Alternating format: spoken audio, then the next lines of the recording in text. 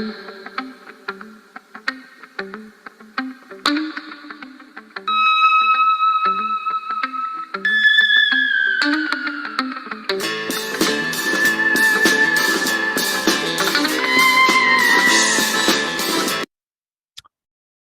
welcome back to Straight Shoot News, Episode 9 of The Awakening, Fighting Back to Save the Human Race.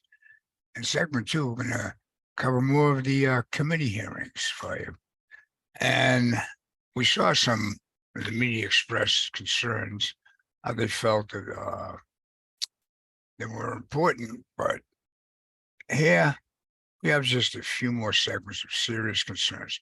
Just listen to the parts of the contentiousness and the exchange from the opening statements, and then we'll cover a little more for you. What is this all about? Welcome, everyone, to the second hearing of the Select Committee on the Weaponization of the Federal Government. The chair now recognizes himself for an opening statement. In the run-up to the 2020 presidential election, FBI Special Agent Elvis Chan, in his deposition in Missouri versus Biden, said that he repeatedly informed Twitter and other social media platforms of the likelihood of a hack and leak operation in the run-up to that presidential election. He did it even though there was no evidence. In fact, he said in his deposition that we hadn't seen anything, no intrusions, no hack, yet he repeatedly told him something was coming. Yoel Roth, head of trust and safety at Twitter, testified that he had had regular meetings with the Office of the Director of National Intelligence, the Department of Homeland Security, the FBI, and other folks regarding election security. During these weekly meetings, federal law enforcement agencies communicated that they expected a hack and leak operation. The expectations of a hack and leak operation were discussed throughout 2020, and he was told they would occur in a period shortly before the 2020 presidential election, likely in October. And finally, he said, I also learned in these meetings that there were rumors that a hack and leak operation would involve Hunter Biden. No evidence, but the FBI knows what's going to happen, when it's going to happen, and who it's going to involve. Now, that's amazing. That is amazing to me. Maybe they get the time right. We're kind of used to October surprises every 4 years. So maybe they get the time right, but they got the time, they got the method, and they got the person. That's amazing. It's almost like these guys were clairvoyant. How did they know? How did they know? Maybe it's because they had the laptop, and they had had it for a year. They had the laptop. They knew it wasn't hacked, but that's not what they told Twitter. They didn't tell Twitter that information, and Twitter believed, frankly, everything they said. Emails that asked Twitter to take down accounts and limit visibility of tweets. The FBI handed out security clearance to folks at Twitter. They communicated with Twitter on the secret teleporter app where messages disappear after a certain length of time. And of course, they paid Twitter $3.4 million. In September of 2020, a government-funded think tank gets involved. They do a tabletop exercise. The participants include the New York Times, the Washington Post, and other mainstream media outlets. Facebook is there. Mr. Roth of Twitter is there. The organizer was the former CEO of NPR and the former head of news at Twitter. The mock exercise is hosted by the Aspen Institute. The Aspen Institute, which, by the way, in 2020, their budget was $9.3 million, $5 million from the State Department, $4 million from USAID, almost all their budget. The Aspen Digital Hack and Dump Working Group. And guess who the subject was? Guess who the subject was? Hunter Biden. That's amazing. October 14, 2020, the New York Post runs the story on the Biden laptop, and Twitter takes it down, even though it was accurate and even though it didn't violate Twitter's rules. Other social media companies do the same. Mainstream press works to downplay and discredit the story. Finally, as if on cue, 5 days later, on October 19th, 51 former Intel officials signed a letter with the now famous sentence, the Biden laptop story has all the classic earmarks of a Russian information operation. Something that was absolutely false. As Mr. Schellenberger pointed out in his reporting, the information op was run on us, run on we the people. And if that's not the weaponization of government, I don't know what is. Thank you. Before my opening statement, Mr. Chairman, as a point of order, it's been my understanding that one of the witnesses has, within the last half an hour, released additional information that the Republicans may, and you as the majority, may have been able to review and have information about. And if that information is in fact going to be used at this hearing, I just want the point of order to be recognized that the Democrats have not been able to review or to see any. Will you be using any of that information? We'll be using whatever information that our staff has put together for us to use at this hearing. And have you had that information before this hearing began, before today? We use all information that is given to our staff, and we will use it to make sure we educate the American people. And information that you have not shared with us? Oh, we think it was posted online. Within just this half an hour, last 20 minutes, but it's not information Do you want us to get you a copy of it? Because we can make a copy. I think we can go online and find a copy. We can look on our Twitter accounts and see it. But I just want the point of order that you have not shared any of that with us. And I understand that you may have been looking at this long before today's hearing.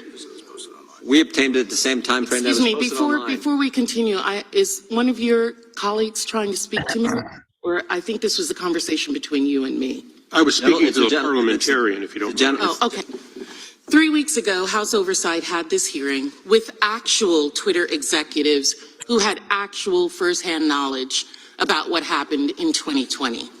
And that didn't go so well for the House Republicans because real evidence showed that there wasn't coordination between Twitter and the federal government as they'd like the American people to believe, and that all the so-called Twitter files really showed was a discussion on content moderation, and that we only got a fraction of the discussion. So now we're back again, no surprise. What else have they got to talk about? Not what's interested in the American people are interested, not what taxpayer dollars have brought us here to Washington to do. And the Republicans have brought in 2 of Elon Musk's public scribes. On Tuesday, the majority released an 18-page report claiming to show that the FTC is, quote, harassing Twitter. Oh my, poor Twitter. In other words, the conclusions are based on a fraction of information out of context, cherry-picked, surprise, just like the Twitter files. Elon Musk might not like this requirement, but Twitter had issues with FTC long before Musk bought the company, and there's nothing political about that. You know what the Republican report actually shows?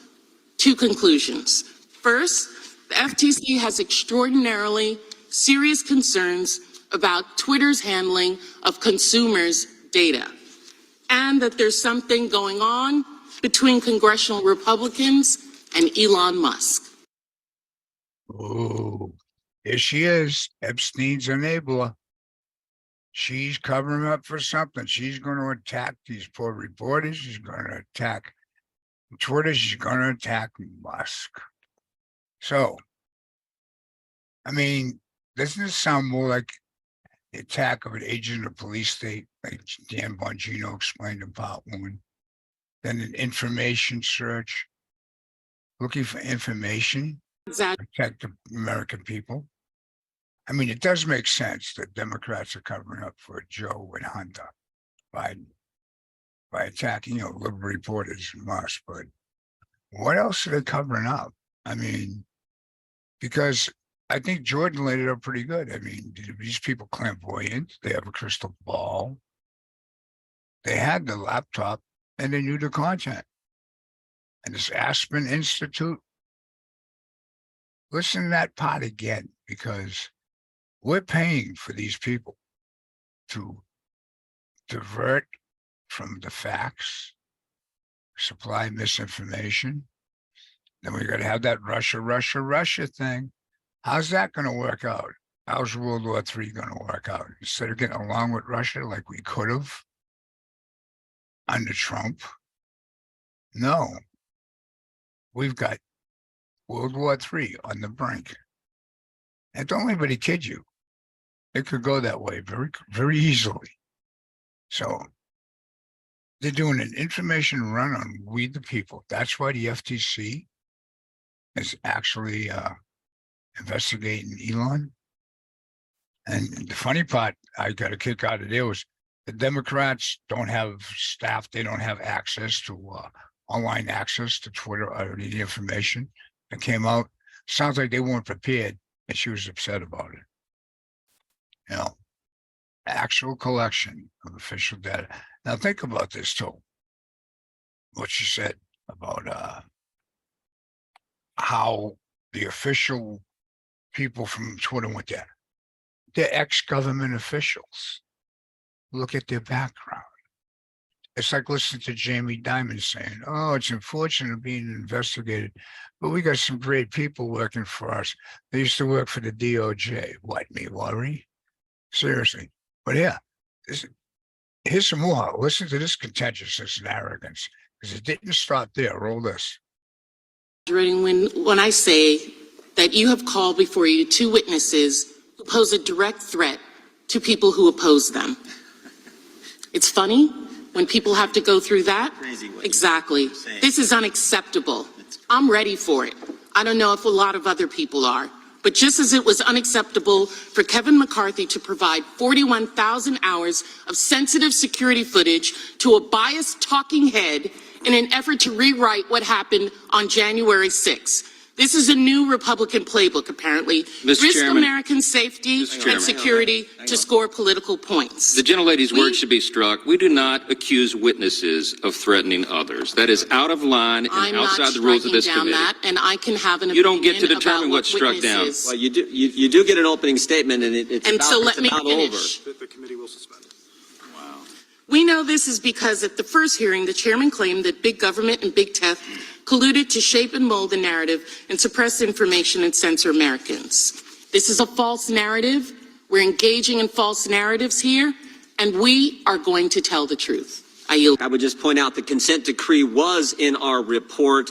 We offered your staff also the opportunity to review the FTC letters. You have not come over to review those letters. Third, the idea that I believe both of these individuals who are getting ready to testify, I believe they're both Democrats. The idea that two journalists who happen to be Democrats. Did you not give that offer at 8 o'clock last night? Now, your time was ended. Neither of us are in time. I don't think they're here to help us politically. I think they're here to tell us the truth. And oh, by the way, the first FTC letter to Twitter after the first set of Twitter files, the very first question was, who are the journalists you're talking to? And you guys don't care. You don't care. You don't want the 2011 people to see. consent decree? You don't want the American people to see what happened, the full video, transparency. You don't want that, and you don't want two journalists who have been named personally by the Biden administration, FTC, in a letter. The Biden administration. And you're saying they're here to help us? They're here to tell their story. And frankly, I think they're brave individuals for being willing to come after they've been named in a letter from the Biden FTC. Be included. Wow. Was that an attempt, or was that contentious? It was a clear attempt to discredit the witnesses, muddle up the facts. And, you know, they're afraid they're going to present the damning evidence and have a cover up. She attacked them. And then she attacked what? McCarthy for releasing the video, and then attacked Tucker Carlson. She said she's ready for it. She's ready for it. That was definitely a vengeance. She felt like she was scorned. I think she's really afraid about being exposed. I think you have somebody really sick and twisted in there. Democrats had access to all the documents. They never went over to review. That's how arrogant they are. They're going to sit there and claim that they didn't have a chance to do anything. You know, or review documents in the files that they have that they can't release out yet to the public, but they didn't even want to bother looking. Talk about arrogance. But yeah, if you thought that was good, we're going to play some portions of the opening statements for you from the two reporters, Schellenberger and Taibbi. Roll this. Watch. In the record, we will introduce today's witness, Matt Taibbi. He's a journalist and author. He's one of the authors of the Twitter Files, previously worked for Rolling Stone, that right-wing publication, Rolling Stone, where so many Republicans work at. He's also written several books about American politics and culture. And of course, as I pointed out, as the Wall Street Journal pointed out yesterday on the front page, was named by the FTC, Michael Schellenberger is also a journalist, author, and one of the authors of the Twitter Files. He's also co-founded several nonprofits, including Breakthrough Institute, Environmental Progress, and the California Peace Coalition, another right-wing Republican organization, I'm sure. His work often focuses on crime and drug policy, homelessness, and the climate. We welcome our witnesses and thank them for appearing today. Chairman Jordan, Ranking Member Plaskett, members of the committee, thank you very much for inviting my testimony. In his 1961 farewell address, President Dwight Eisenhower warned of, quote, the acquisition of unwarranted influence by the military-industrial complex. Eisenhower feared that the size and power of the complex or cluster of government contractors in the Defense Department would, quote, endanger our liberties or democratic processes. How did he mean that? Through, quote, domination of the nation's scholars by federal employment, project allocations, and the power of money. He feared public policy would become the captive of a scientific, technological elite. Eisenhower's fears were well-founded.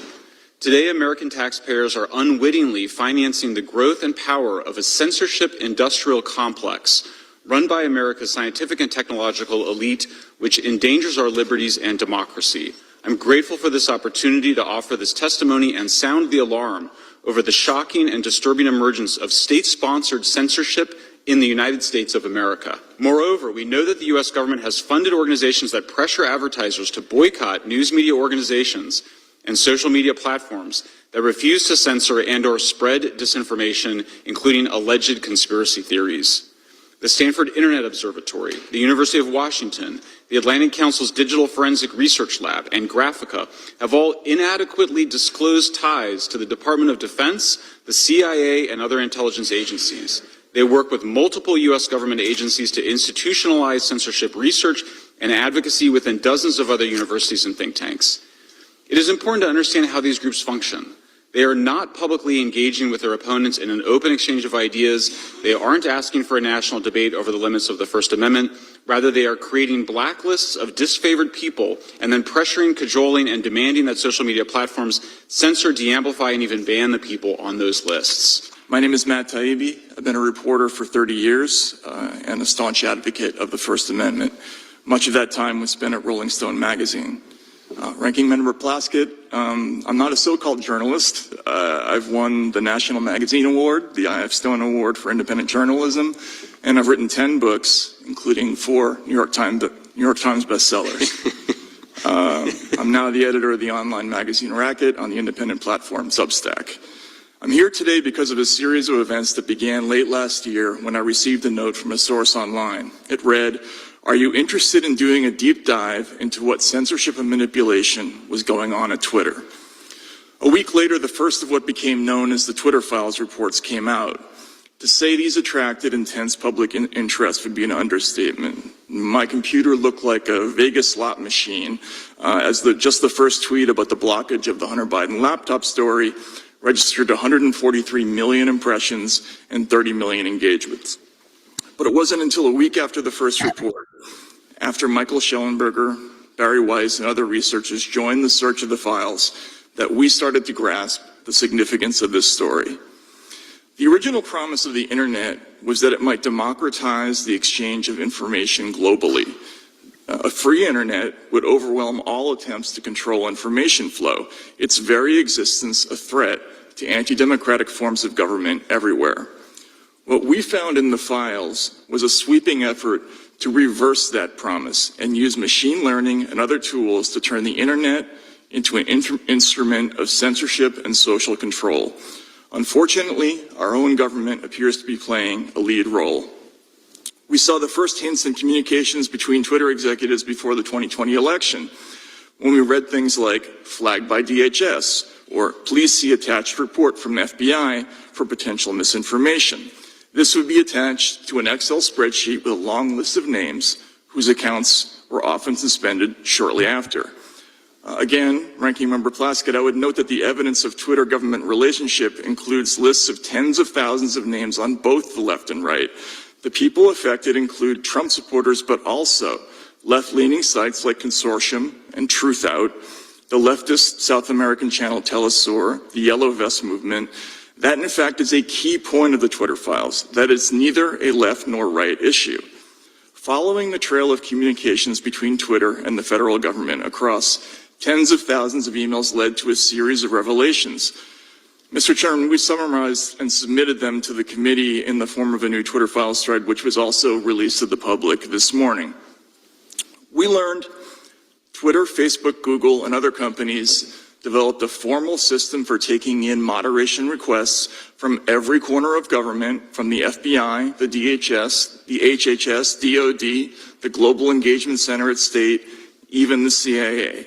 For every government agency scanning Twitter, there were perhaps 20 quasi-private entities doing the same thing, including Stanford's Election Integrity Partnership, NewsGuard, the Global Disinformation Index, and many others, many taxpayer-funded.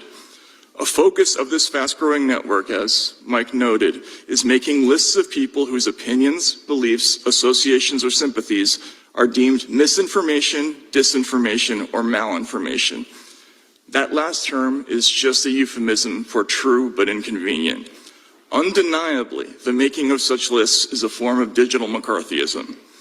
Ordinary Americans are not just being reported to Twitter for de-amplification or deplatforming, but to firms like PayPal, digital advertisers like Xandr, and crowdfunding sites like GoFundMe. These companies can and do refuse service to law-abiding people and businesses whose only crime is falling afoul of a distant, faceless, unaccountable, algorithmic judge.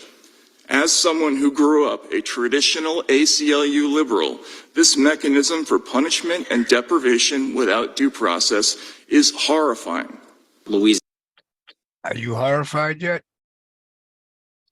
Are you horrified yet? Those are just portions of opening statements from these right-wing reporters. You know, it seems like the government here has a lot of complexes, all working against we, the people. When we get to part 3, you're going to see why you should be concerned about this, because this one's about censorship. But in part 3, you're going to see how it's a threat to your life. And I'm not sensationalizing this at all. This is actually going on. You should take the time and watch these meetings. If you do, if not, I'm trying to give you the highlights that are important. So let's roll this one. We got another segment for you here. Listen to this one. Deanna, Mr. Johnson for 5 minutes of question. Gentlemen, thank you both for being here. It is not surprising that the minority is already attacking you in its opening statement. We apologize to both of you. You shouldn't be treated that way. Some of the defenders of big tech and the Biden administration, as we know, have worked very hard to cast doubts on the legitimacy of your reporting, and some have gone so far to state it's irrelevant if Twitter was suppressing speech in coordination with the federal government. But this morning, we saw a stunning display of their attack of your character. We shouldn't be surprised. This is what the defenders of big government corruption do. This is the playbook. They destroy the messenger. Look, this is what we know. What you've documented carefully in the Twitter files are a couple of key facts. People will hear a lot of things today, but this is what they need to know. The federal government, from Democrat members of Congress to intelligence agencies, including the FBI, used Twitter and other social media companies to censor Americans' speech. If the alarm bells are not going off, then you're not paying attention. Over the past 3 years, documents show, they prove what you guys have uncovered here, is there's communication between Twitter and the FBI. It was constant, it was pervasive. Twitter was basically an FBI subsidiary before Elon Musk took it over.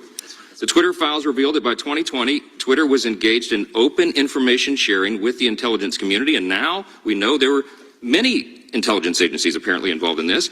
The FBI pressured Twitter to act on election-related tweets leading up to the 2022 election. Of course, it did it in 2020 as well, and Twitter dutifully censored content as a result. Twitter has used its internal tools to control and manipulate speech considered misinformation, and who was determining that? It was the government bureaucrats. Because it is a bedrock principle of our constitutional system that the government does not get to decide what speech is acceptable or true. Under the First Amendment, Americans have a right to speak freely, regardless of whether their speech upsets the preferred narrative. In fact, that's when it needs the most vigorous protection. Everybody on the left used to believe in that, or at least they purported to. Where do you rate your reporting on the Twitter files among your whole body of work throughout your career? How serious is this?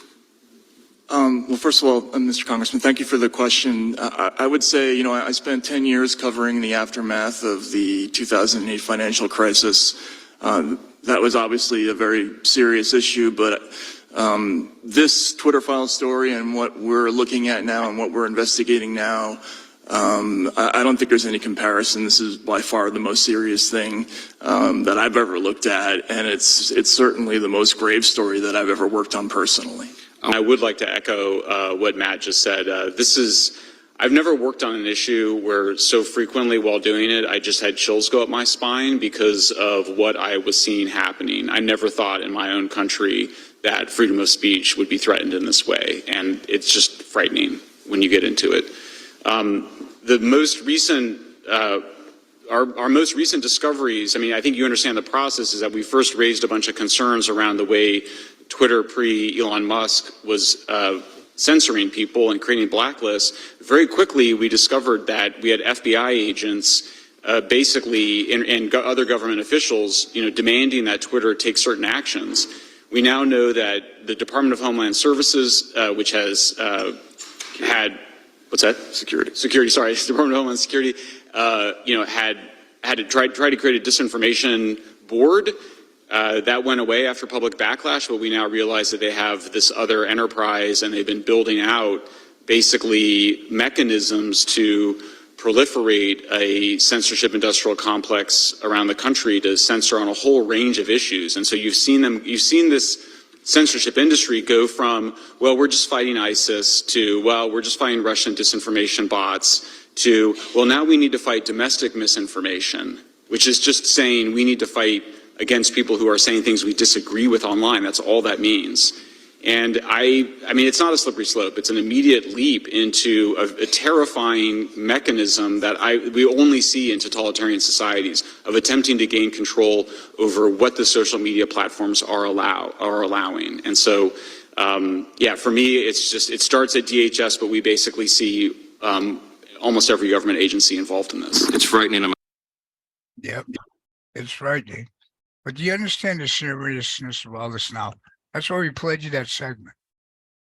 Now, keep in mind, they went out to destroy the messenger. These are just two reporters trying to do their job and give you an honest take. Twitter was just an arm for the FBI. Government is deciding what is misinformation.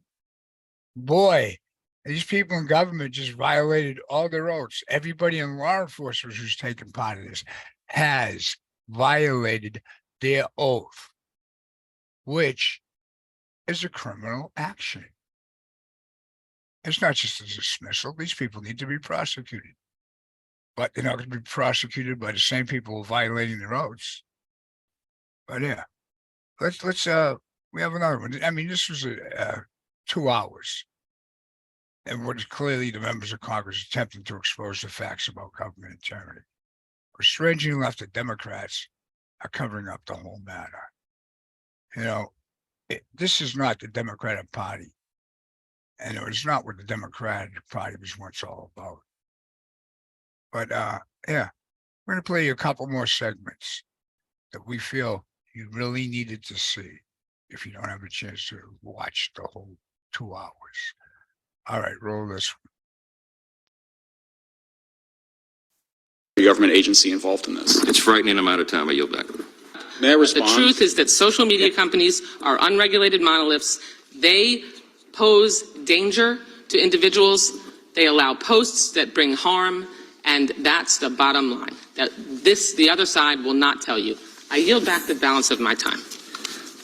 Gentleman had no time to yield back, but I will let the gentleman, Mr. Schellenberger, respond. And I would also point out that I did not say what The Mr. FBI Chairman, I paid didn't Twitter a- 4. All I said was they paid Twitter $3.4 million. Mr. Chairman, point of order. I didn't Schellenberger. ask Mr. Schellenberger a question. Yeah, but My the understanding- witness wants to respond, and the witness have been invited as our guest, and frankly, they've been attacked by the Well, federal please do government. that. I'm going to let Mr. Schellenberger answer that before recognizing Mr. Bishop. So are you going to do that as we move down the line of questioners?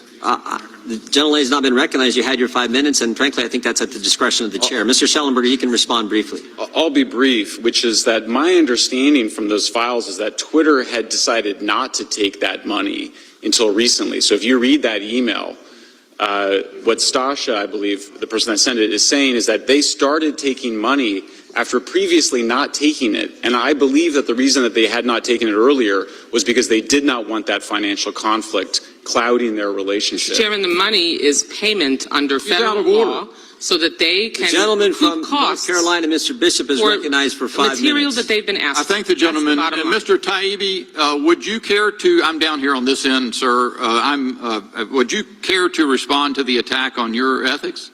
You weren't given really an opportunity to answer. And if you'd be brief, I've got a bunch of stuff I want to ask you as well. Sure, just quickly, that moment on the Joe Rogan show, I was actually recounting a section from Seymour Hersh's book Reporter, where he described a scene where the CIA gave him a story, and he was very uncomfortable.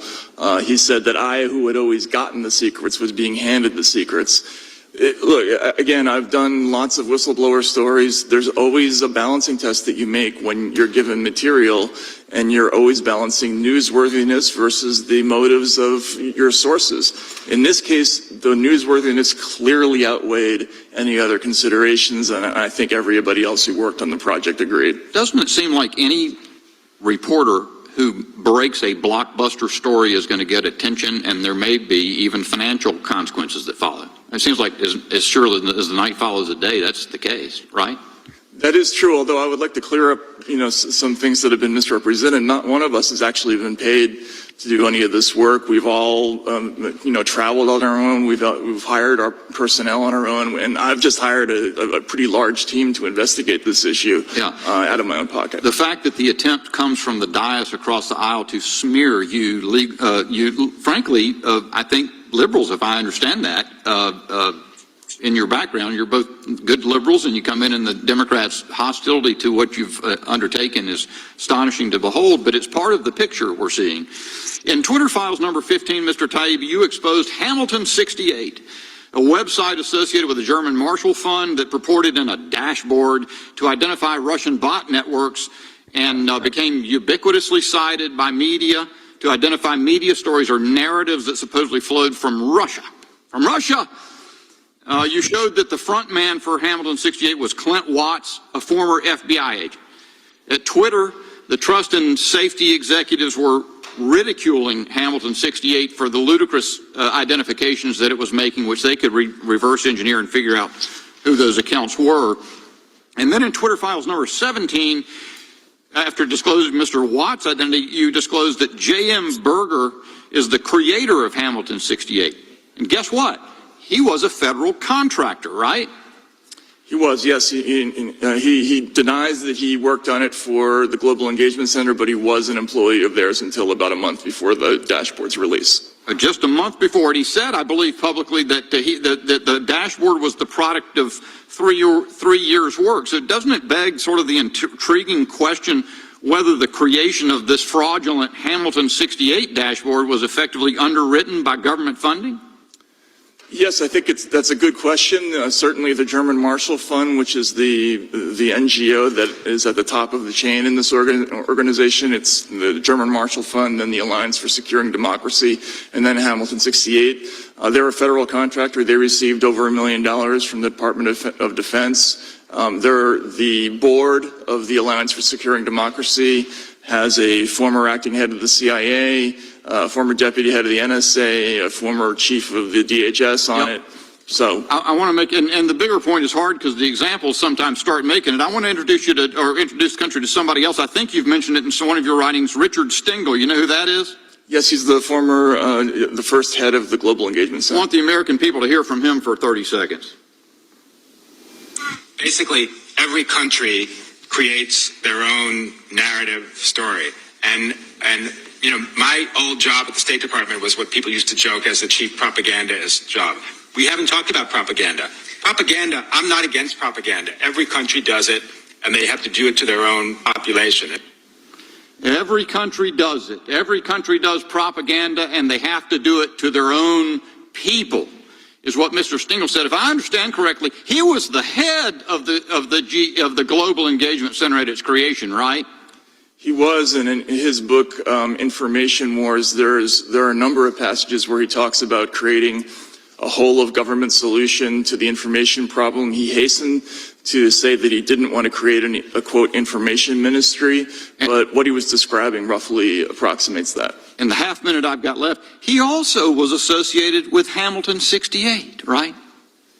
The Global Engagement Center certainly had ties to Hamilton 68. I think it's closer than that. Well, that'll come out. Okay. Well, I'd be anxious to hear that. I hope I'll get yielded in a minute or two from somebody else down the way. There's all sorts of stuff to disclose. This committee has to uncover not that single instance, but this system that you have described. This is the hope that Americans have to set this right. Here we are. It's our favorite prop, and you're listening to why. You hear Wasserman Schultz go at him? Oh, you should hear the whole thing. It's quite vengeful. You got to remember who she was. She was the former head of the DNC back when Hillary was on there. And she stepped down after the facts came out about her and a Pakistani aides who were accessing all the congressional representatives' information. So we know she doesn't care about propaganda, censorship, or your Bill of Rights. So the FBI seems to be entrenched everywhere. And it's just, they're underwriting propaganda. Okay. We told you about the Modernization Act, the Smith Modernization Act, but they actually made it legal to use propaganda on the American people. But for years, it was only supposed to be used overseas to combat our enemies. If you haven't, look it up yourself.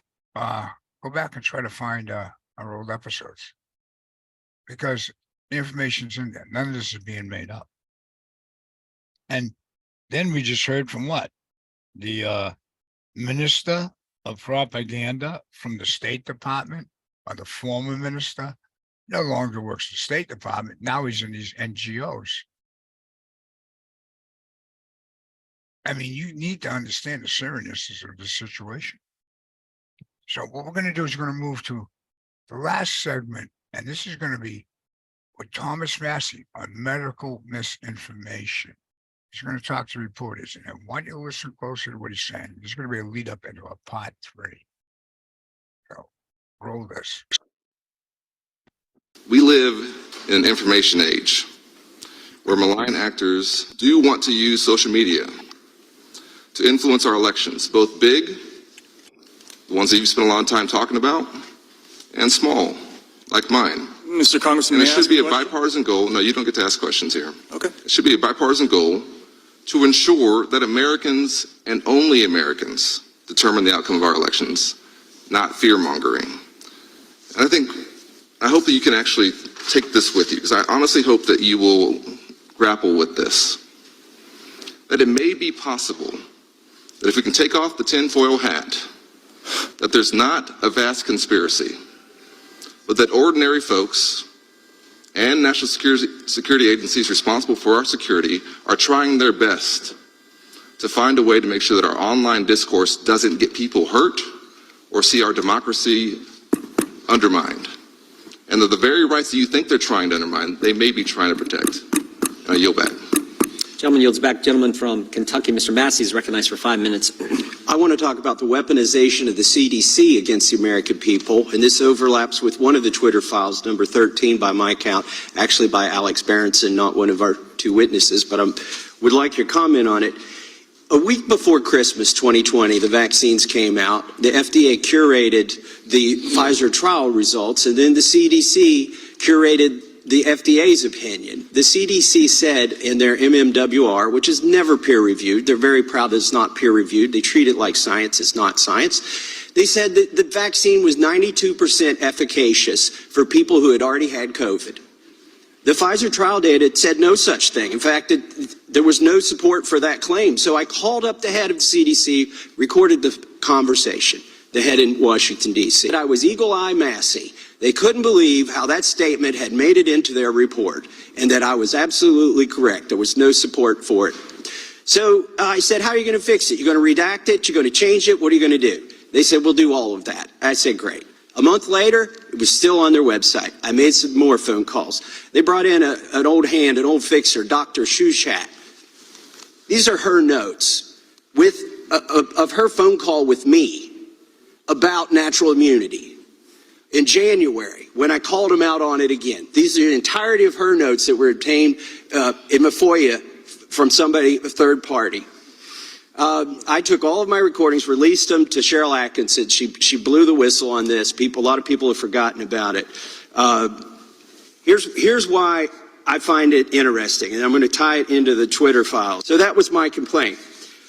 On May 10th, 2021, Todd O'Boyle, this name will come up in a Twitter file later. He is the top lobbyist in Twitter's Washington office, who was also Twitter's point of contact in the White House. He encouraged the CDC to enroll in the partner support program. Oh, okay. The CDC is now a partner with Twitter because they're in the partner support program. He said, in the future, that's the best way to get a spreadsheet like this reviewed. Now, this is an email from between Todd O'Boyle and the folks at CDC. I also found, as a result of the FOIA, CDC tracks every tweet that a congressman puts out. Not just Republican, but Democrat. They keep a spreadsheet. They make it every week. This showed up in the FOIA for me because I'm in their spreadsheet that they track. Why is this interesting? Okay, so they're tracking congressmen's tweets at CDC. They're enrolled in the partner support portal at Twitter. And then I found, this is why, I found Alex Berenson's report very interesting because what he found out is that Scott Gottlieb worked hard and Twitter complied, it looks like, to censor a tweet from a doctor about natural immunity. Guess what? On the same day that doctor's tweet was censored, so were my tweets on natural immunity. Why is this important? What is consequential about the date? This is 3 days after the military vaccine mandate came out and a week before the federal vaccine mandates came out. This truth was toxic to a narrative that Pfizer was spreading, that Joe Biden wanted out there so that he could force the vaccine on everybody, whether you had natural immunity or not. Now, you guys might not agree with me on this. I don't think the press gets special privileges on the First Amendment. I don't think Congress does. I think every American, by virtue of being an American, has the right to free speech enshrined in the Constitution. So I'm not so much worried that they censored a congressman, but they disabled all the comments from my constituents. Those are the voices they squelched. And my beef is not with Twitter, but my beef is with the CDC and these federal agencies. And I encourage you all, if you can, to find more about this. And do you have either of you have any comments on this topic? Yeah, The gentleman's time expired, but the gentleman may still had 3 seconds. The witnesses may respond. Okay. Just quickly, we found just yesterday a tweet from the Virality Project at Stanford, which is partnered with a number of government agencies on Twitter, where they talked explicitly about censoring stories of true vaccine side effects and other true stories that they felt encouraged hesitancy. Now, censoring true. Yeah, so they used the word true 3 times. In this email, and what's notable about this is that it reflects the fundamental misunderstanding of this whole disinformation complex, anti-disinformation complex. They believe that ordinary people can't handle difficult truths, and so they think that they need minders to separate out things that are controversial or difficult for them. And that's totally contrary to what America's all about, I think. I'll just briefly add, this is very disturbing, because what they're doing when they're putting these labels on there is they're actually also trying to discredit you. So it's not just, it's a form of censorship, but it's also a disinformation campaign. And I think what Matt says is really important to understand. I mean, you go from a situation where we were fighting ISIS recruiting, and then it was Russian disinformation. And now they're in a situation where they're wanting to censor true information, accurate facts, because they're worried that people might behave in ways that they don't want them to. That involves mind reading at a level that is grossly inappropriate. I mean, I worry even about making this defense, because let's remember, the First Amendment protects our right to be wrong. It protects our right to lie. I mean, it's bizarre to me that we would need to make a defense of the First Amendment and remind people that we have a right to be wrong. And being wrong, as Matt was explaining, is a big part of being a human being and having a democracy. So this is disturbing and chilling, and you're absolutely right to be outraged by it. There needs to be a full truth and reconciliation that I hope everybody would appreciate having on this issue, because a lot of bad behavior has come out about what they've done. Well, that last statement should explain the title of our show tonight, on how fighting back to save the human race. They don't want you to be a human being. What is going on here? I mean, did you hear that at the very beginning of that clip? You don't get to ask questions. Representative Alred. Tom adds the CDC to the government complexes that we have to deal with. No peer review of the information. They like it that way. Tom catches them. The fixer comes in, Dr. Shishak. CDC tracks everybody's information, all congressional reps' tweets. The censorship was added to force the vaxxers on the military. So you got to ask yourself, what's in the vaccines? Why did you have to censor it if these things are going to be so safe? It still all goes back to that last statement, the right to be a human being. With that, we're going to move to part 3. We urge you to watch this one on the cover-up of others' virus information.